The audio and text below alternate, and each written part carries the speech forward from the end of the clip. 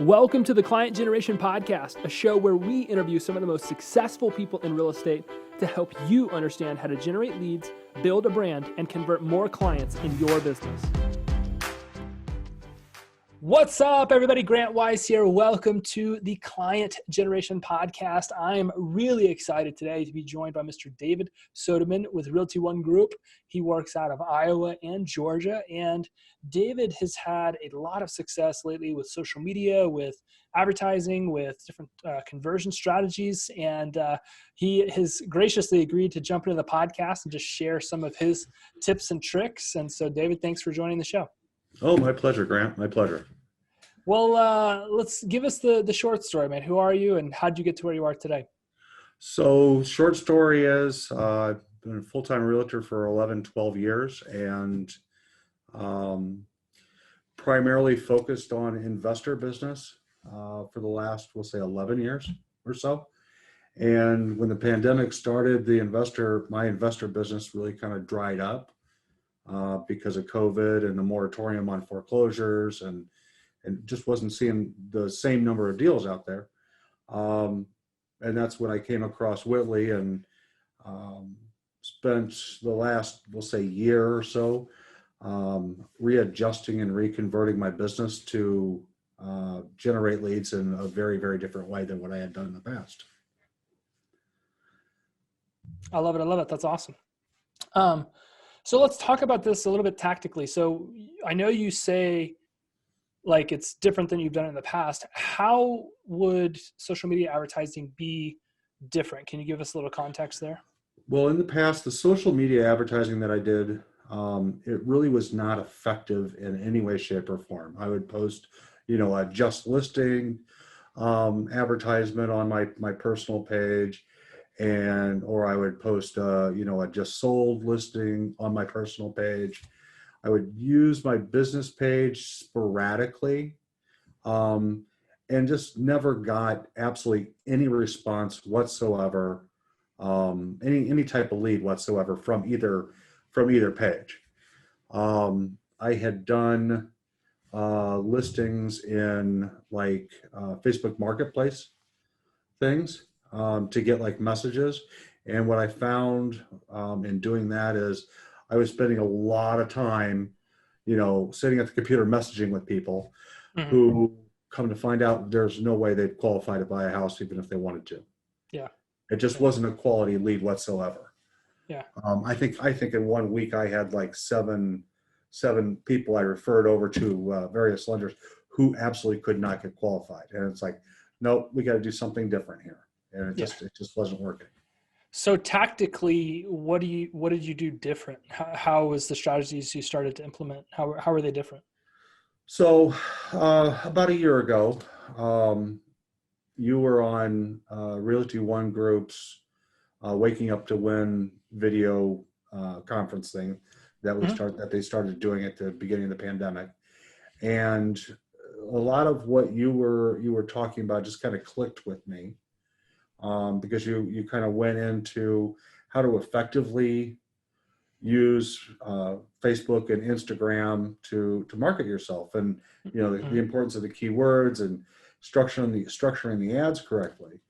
So I kind of started digging into it and came up with we'll say a homes list ad and gave it a shot, and literally within 4 hours of the ad going live, I had gotten like 3 leads.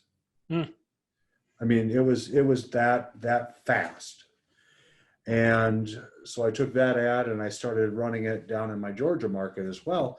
And I started generating leads almost immediately as well. Yeah.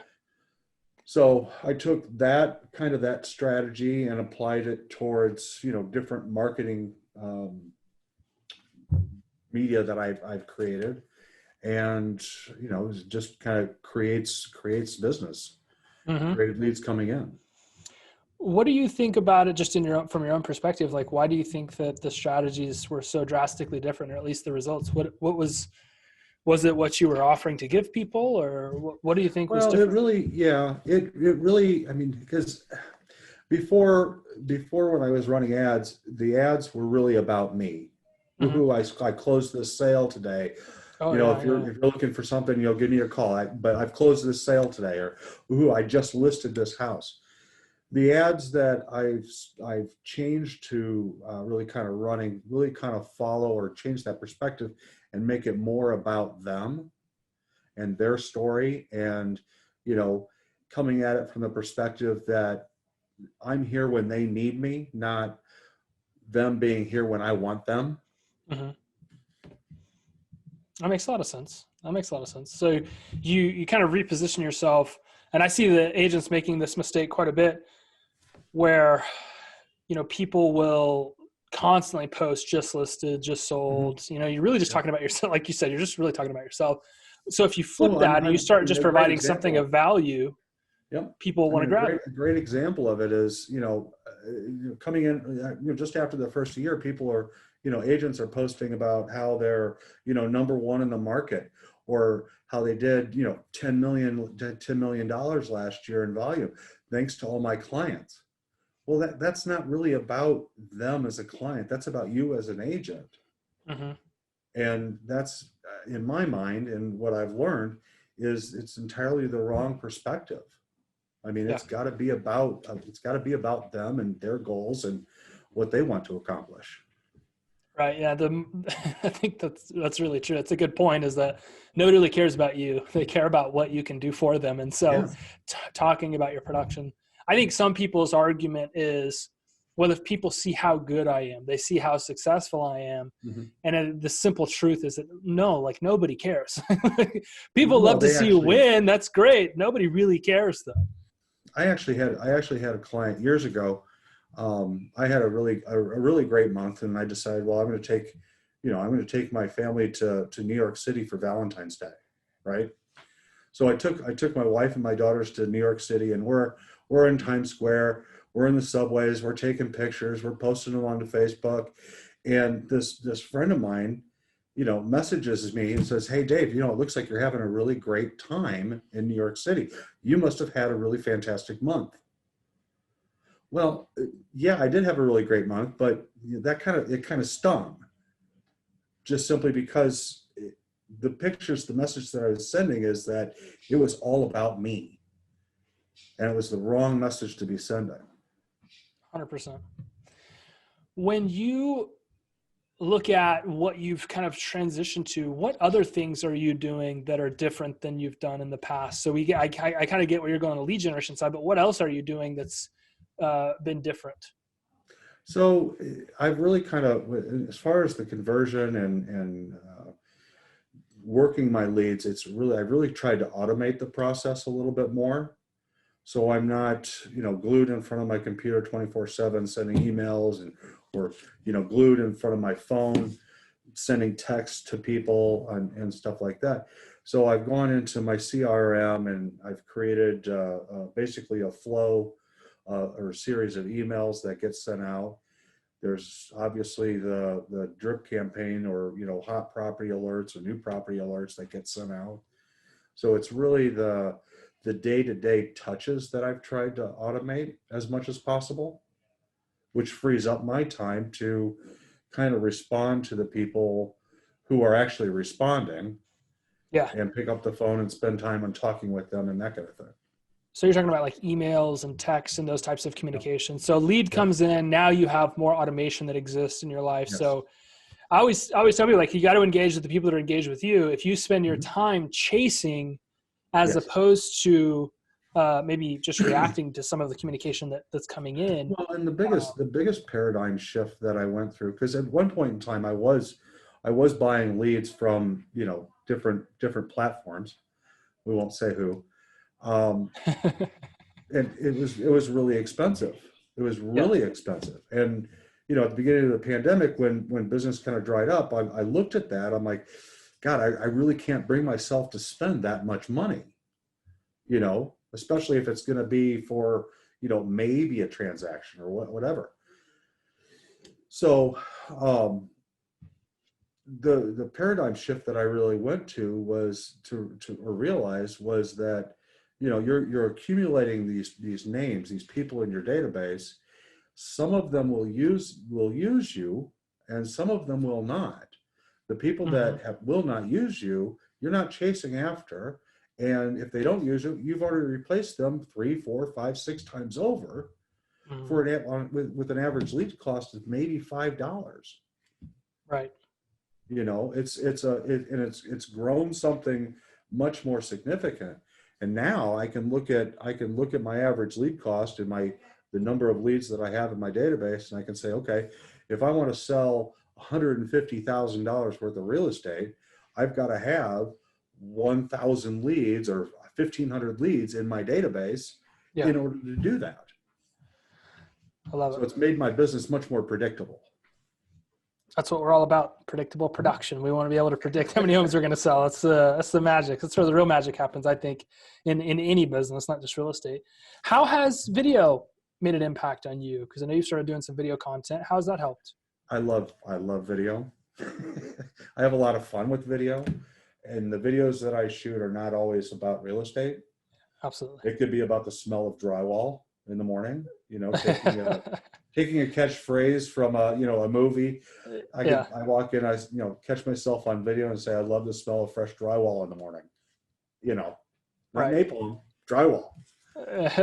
But and people laugh about it, and that's fun. But it's a message that gets sent out there, and it floats around out there in Facebook land, and people see Right. my face, and that kind of Now, thing.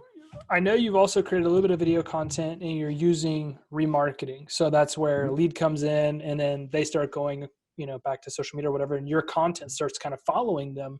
Yep. How has remarketing helped you, if it has? Well, I've actually gotten a couple listings with people that have actually seen my videos. They've seen my content out there.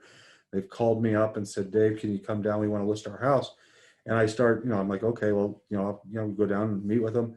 And they're like, no. And I'll ask them, are you interviewing any other agents? They're like, no, we like everything that you do, everything that we've said you do. We want to list our house with you. And it blew me away. Because before I was like chasing after these people. Hi, how'd you like to sell your house? And now it's a total, reverse of the situation. How's that feel? Oh, it's very liberating. I I might actually grow some hair back because of it. I don't know. I like the word liberating. That's good. Well, it's got to be a massive shift because traditional industry standard is call, knock, use these scripts, go after the business, pursue.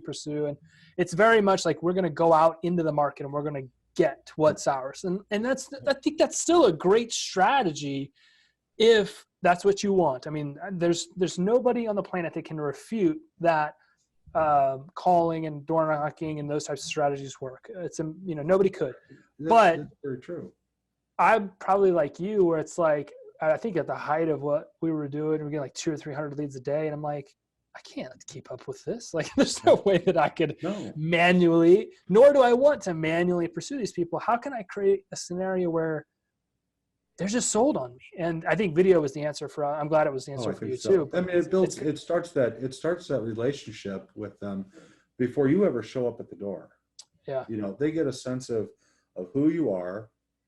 They get a sense of how you sound, how you talk, and they start to build this kind of a pseudo relationship with you. And you walk up and it's like you're best friends already. That's got to feel great. And I mean, they see a lot of stuff on, my personal page, just because so much of my personal page is public. But, one of them asked me, well, geez, how's your daughter doing in school? It's like, fantastic. Thanks so much for asking. I mean, it goes to that kind of relationship. That's incredible. And it blows me away. So last question here is like, how are you able to convert? Do you feel like that your conversion has gotten better because you've got all of these things working for you now, as opposed to you personally because like we see you in the group interacting, right? We've got a private Facebook community and you're in there and you're posting some of your success and we love that stuff. And people always ask like, how do you do it? What ads or what's your conversions? Like, do you feel like your conversion has gotten better as a result of having checked these few boxes where now you got leads coming to you, you've got automations going to them, you got the videos in place? What do you feel like is helping you convert? Give us some tactical takeaways here. Like what could we do to get our conversion rates up? Conversion is something I've always struggled with. And I can definitely foresee myself always struggling with it, just simply because it boils down to kind of the consistency. Yeah. You have to consistently be willing to do this. You have to consistently make time to pick up the phone and follow up with people and try to avoid the distractions. Right. Since I've automated a lot of things, I've definitely improved my consistency of it, because my time is much more focused on, specific things. And the conversion has definitely gotten better because of the remarketing and because of the video. So you got people out there, you got leads coming in that are essentially almost immediately building a relationship with you because of your video content. And then you've got automations in place, calls, text, emails, where you're not any longer the source, right? Right.